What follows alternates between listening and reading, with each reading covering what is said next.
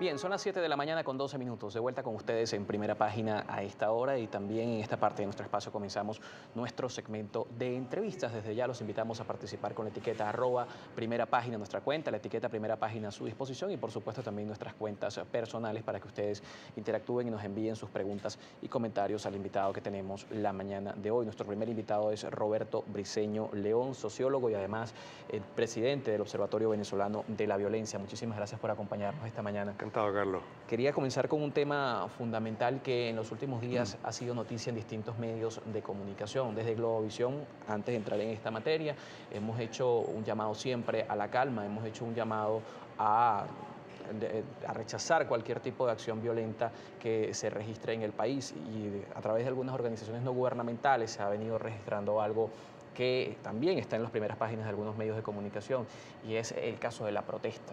Según el Observatorio Venezolano de la Conflictividad Social, en el mes de febrero las protestas se incrementaron por lo menos un 260% y se registraron más de 1.600 protestas en todo el país. Desde el Observatorio Venezolano de la Violencia, ¿cómo se viene contabilizando esto? Y además, ¿cómo lo evalúan en un contexto cada vez más complejo que, según también algunas cifras que manejan encuestadoras, un 80% o un 85% del país, varía según la encuestadora, está rechazando la situación actual?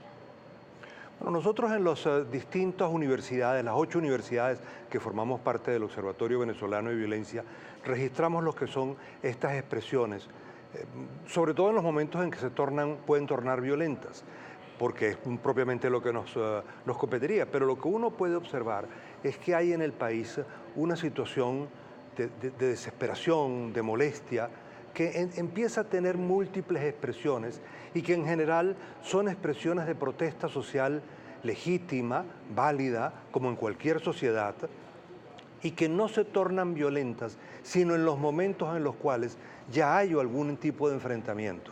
Es decir, vecinos que cierran una calle, vecinos que cierran una troncal porque deciden, bueno, porque no tienen agua, porque no tienen luz, porque no les han llegado la comida o no les han llegado los CLAP.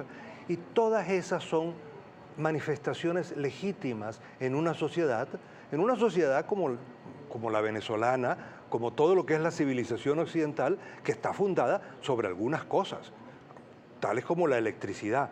Pero inclusive en el momento actual, el no tener agua ha sido uno de los elementos centrales de las ciudades, el surgimiento de las ciudades en el mundo, desde hace siglos de siglos, están vinculadas al agua. Cuando una ciudad no tiene agua, no puede existir. Por eso cuando alguien observará y se pone a pensar dónde estaban las ciudades y dónde fueron fundadas, estaban fundadas cerca de ríos, cerca de cauces de agua. Los romanos cuando no tenían agua hacían grandes acueductos que hoy celebramos, y eso hace 2000 años, para llevar agua de un lugar a otro. Es decir, son elementos centrales de una civilización que de pronto caen, desaparecen, y hacen que la gente tenga una respuesta muy normal de exigirle a las autoridades que cumplan con su deber, de exigirle a quienes están obligados y han estado obligados a administrar esos recursos que son de todos, que verdaderamente los pongan en funcionamiento. Entonces la protesta, lo primero que hay que decir, Carlos, es que esa protesta es legítima, es válida y tiene sustento. Sobre las protestas también, y han sido señalamientos que se hace desde la ciudadanía, se ha dado la participación de grupos irregulares en contra de quienes protestan. ¿Cómo recibe el observatorio esto? Y además se han podido contabilizar dentro de lo que hoy se está generando, que entra propiamente dentro de lo que es hecho violento contra quienes manifiestan de manera pacífica, la participación de estos grupos. Llama mucho la atención la participación de estos grupos irregulares en términos de la seguridad ciudadana y en términos del orden público.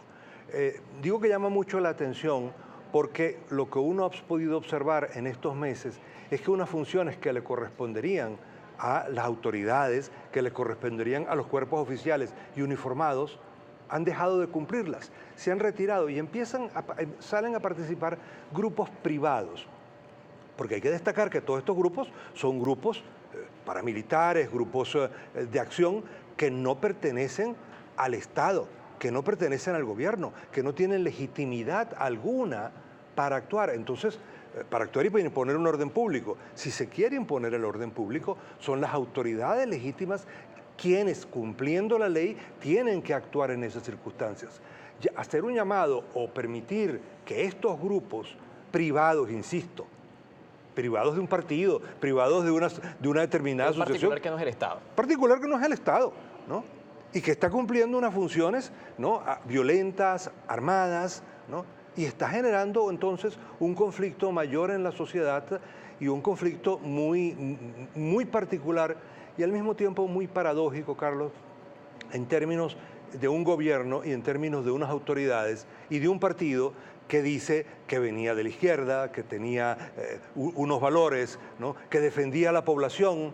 Bueno, defender a la población es buscar apoyar para que tenga agua y luz, no reprimir sus acciones. Pero hay también denuncias, y entramos también en la otra visión de esta situación de conflictividad social, denuncias de hechos violentos provocados por quienes manifiestan. ¿Qué pasa en esos casos? No, los hechos... Incluso señalamientos contra dirigentes políticos de oposición, pues, protestas que provocan hechos violentos, son señalamientos que se hacen desde este lado o desde el lado del gobierno, podríamos decir.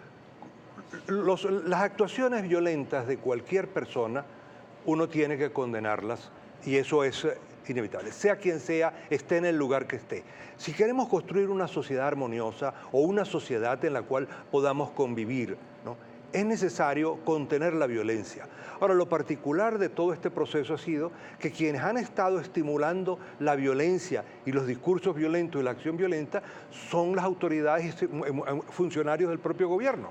Entonces, crea una situación muy paradójica allí, pero de cualquier lado que venga es condenable. Ahora, lo que no es condenable es la protesta en sí misma. Lo que no es condenable es exigir agua, exigir electricidad y recibir como respuesta, ¿no?, bien sea bombas lacrimógenas o bien sea actuación de grupos privados. Esa no es la respuesta. La respuesta de un Estado y de un gobierno, si se está pidiendo electricidad y se está pidiendo agua o comida, es buscar la manera de poder ofrecer agua, electricidad y comida, no bombas lacrimógenas. Lo particular en medio de todo esto es que uno ve y observa los presupuestos y dice, ¿dónde se han gastado los presupuestos? ¿A dónde han ido? Entonces pareciera que hay más, ¿no? Uno a veces logra ver en las imágenes y ve los trabajadores del agua o de la electricidad sin uniforme y en cambio ve los funcionarios, ¿no?, perfectamente bien uniformados, los funcionarios policiales o militares. Uno dice, caramba, ¿a dónde se está dirigiendo los recursos del país? ¿Y en qué país estamos pensando? Usted mencionaba que el agua es un servicio que ha estado vinculado al desarrollo de la humanidad, pero en esta realidad el servicio eléctrico, pudiéramos decir, es la madre de todos los servicios porque al final es el motor de todo lo que se lleva adelante en materia de servicios públicos. Como también el observatorio ha contabilizado, entrando ya en lo que ha sido esta contingencia, la afectación a nivel en materia de seguridad ciudadana que se pudo haber dado por los apagones. Hay denuncias a través de las redes sociales de personas que fueron asaltadas.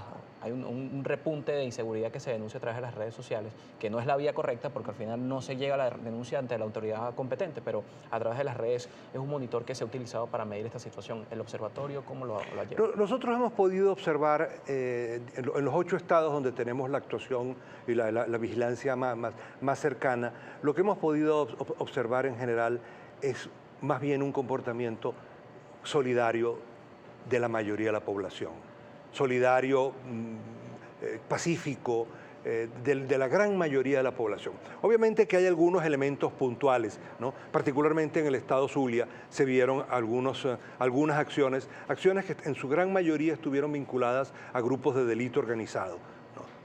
Y fundamentalmente fue lo que se vio que generaban esto, o algunos grupos ya más vinculados a intenciones políticas y en algunos casos vinculados al propio partido de gobierno, según denuncian allá algunas personas. Pero en definitiva, el grueso, ¿no?, es una situación generalizada. No. Cuando hay una situación como un apagón, cuando hay un desastre natural o un desastre tecnológico como el de la electricidad, como el que ha ocurrido en el país, en una sociedad se muestra lo mejor y lo peor. Ciertamente ocurrieron asaltos, pero uno observa en gran parte en el estado Lara, en Barquisimeto, uno lo observa en San Cristóbal, lugares que han tenido muchas circunstancias particulares y más bien lo que se ha encontrado es otra cosa. Claro. Yo creo que expresó la gran solidaridad de los venezolanos, la unión, el cuidar al vecino, el prestarle la cocina de gas al otro. E incluso a nivel comercial. 7:22 minutos, estamos conversando con Roberto Briceño León, director del Observatorio Venezolano de la Violencia. Nos toca ir a una nueva pausa en Primera Página, al regreso seguimos con la entrevista.